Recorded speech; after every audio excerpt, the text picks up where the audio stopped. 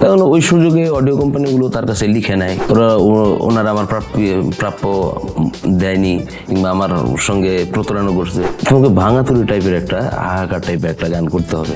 এতদিন ছিল না তো, এতদিন বললে বল হবে, এত বছর ছিল না। এরকম উত্থান পতন আছে।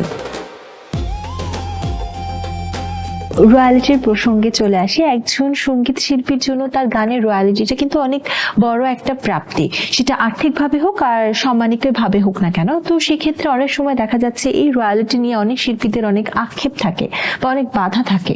এই আক্ষেপ বাধাগুলোর মূল কারণ কি? মূল কারণ হলো অডিও কোম্পানির সঙ্গে শিল্পীর শুরুটা।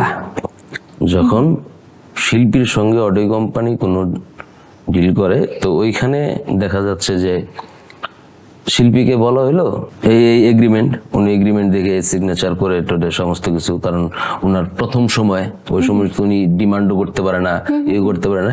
তখন ওই সুযোগে অডিও কোম্পানিগুলো তার কাছে লিখে নেয় কিংবা করে। পরবর্তীতে যখন গান হিট হয়, তখন ওই শিল্পী দাবি করছে যে ওনারা আমার প্রাপ্য দেয়নি কিংবা আমার সঙ্গে প্রতারণা করছে, বিভিন্ন অভিযোগ তোলে। কিন্তু প্রথম শুরুতেই তিনি যে ভুলটা করছেন সেটা সে বলে না।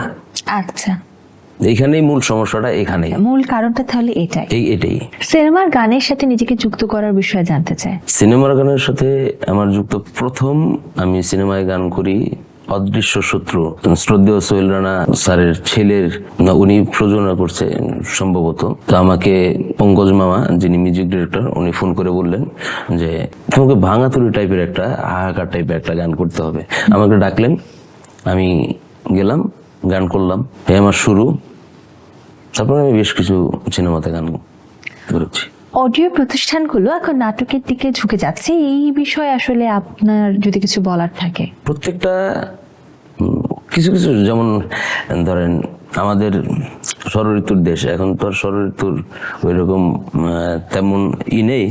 গ্রীষ্মকাল যায়, শীতকাল আসে, শীতকাল যায়, বর্ষা আসে, শরৎ আসে, হেমন্ত আসতেই থাকে। তেমন ধরেন নাটকের সময় চলছে, নাটক কোনো সময় সিনেমার সময় আসবে। যেমন এখন ইদানিং দেখছেন আপনি, এলো এই সিনেমা কিন্তু ভালো চলছে, সিনেমার দিকে মানুষ ঝুঁকছে আবার। এতদিন ছিল না তো, এতদিন বললে বল হবে, এত বছর ছিল না। তো এর মাঝখানে নাটকগুলো খুব ভালো চলতেছিল। তো এরকম উত্থান পতন আছে। মানে স্রোত যেদিকে যাবে, যে কোনো ইন্ডাস্ট্রি তার পেছনেই যাবে। জি।